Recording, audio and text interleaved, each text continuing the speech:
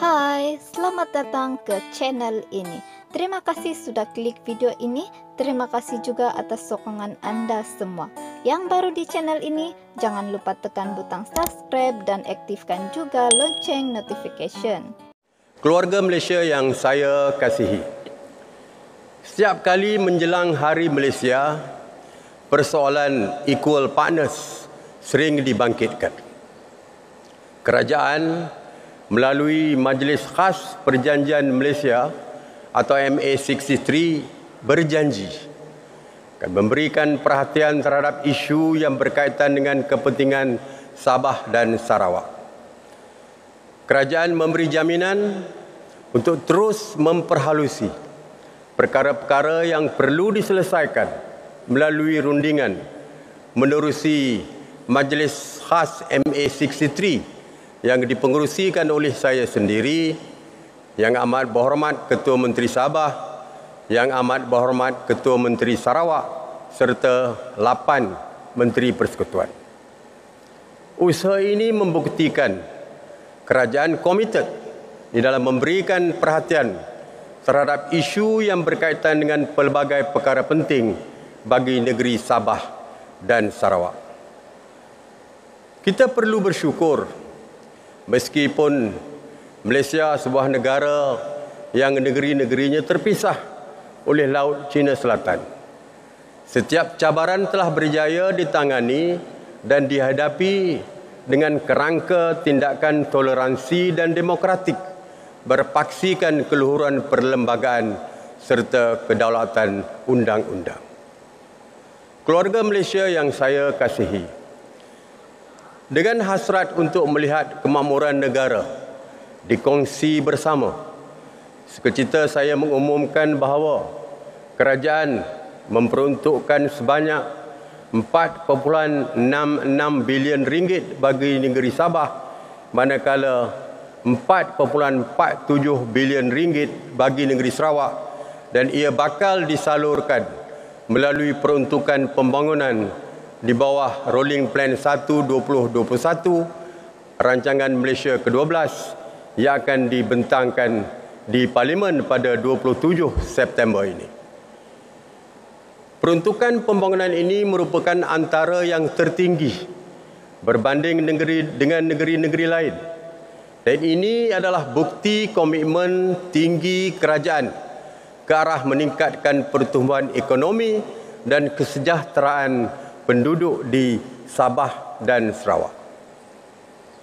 Dengan prinsip bekerja bersama rakyat, kerajaan akan terus memberikan fokus kepada penduduk di Sabah dan Sarawak agar kemakmuran yang dikecapi pada hari ini dapat dinikmati secara saksama.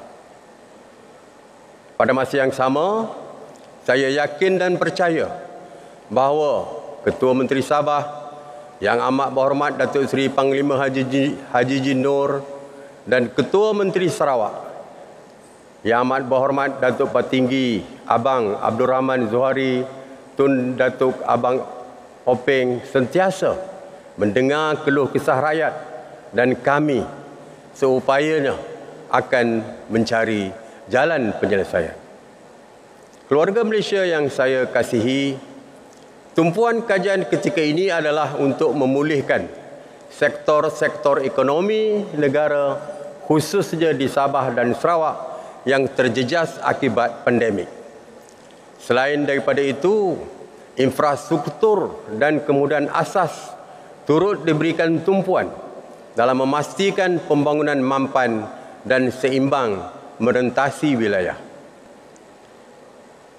Kerajaan memahami keperluan dan kepentingan keluarga Malaysia terhadap capaian internet berkelajuan tinggi.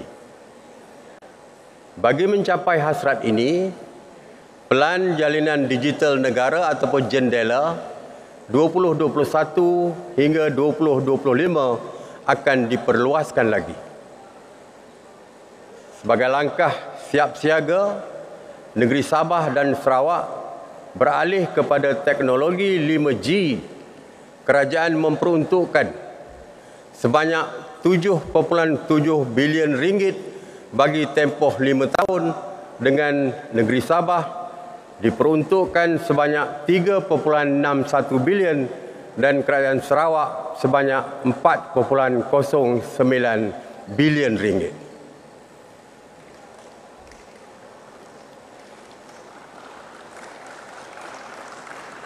Jendela menjanjikan liputan serta kemudahan internet yang lebih baik dan meluas demi memanfaatkan bersama keluarga Malaysia, khususnya di negeri di bawah bayu dan bumi Kenyalang. Jaminan saya, kerajaan terus komited memperbaiki perkhidmatan jalur lebar di kedua-dua negeri ini. No one will be left behind. Everyone will have access to the digital world and everyone must be connected. Perkhidmatan ini akan memberikan manfaat kepada 3.8 juta penduduk di Sabah dan 2.8 juta penduduk di Sarawak. Semoga selepas ini kita tidak lagi mendengar ada keluarga Malaysia yang terpaksa memanjat pokok atau bumbung rumah untuk mencari capaian internet pada masa akan datang. Keluarga Malaysia yang saya kasihi, mengambil semangat sambutan Hari Malaysia pada hari ini, saya menyeru agar kita semua menghayati dengan mendalam makna hari yang bersejarah ini. Sebagai keluarga Malaysia yang besar, kita harus bertoleransi dalam semua perkara, hormat menghormati serta mengekalkan perpaduan yang merentasi ideologi politik demi negara yang dicintai ini. Ayuh keluarga Malaysia, kita bulatkan tekad dan bersatu hati untuk terus memelihara serta mempertahankan kedaulatan negara. Perpaduan rakyat yang berbilang kaum, agama dan bangsa, serta integrasi nasional, silang budaya, serta merantasi ideologi politik adalah tunjang kekuatan kita sebagai sebuah negara bangsa yang berjaya. Umpama selembar benang dikait, ditenun dan dijalin, akhirnya menjadi kain yang seumpama, yang sempurna indahnya. Itulah semangat keluarga Malaysia yang menjunjung utuh perpaduan. Keluarga Malaysia yang saya kasihi sekalian, saya mengambil kesempatan di sini untuk sekali lagi mengucapkan selamat Hari Malaysia kepada seluruh keluarga Malaysia walau di mana jua anda meraihkannya.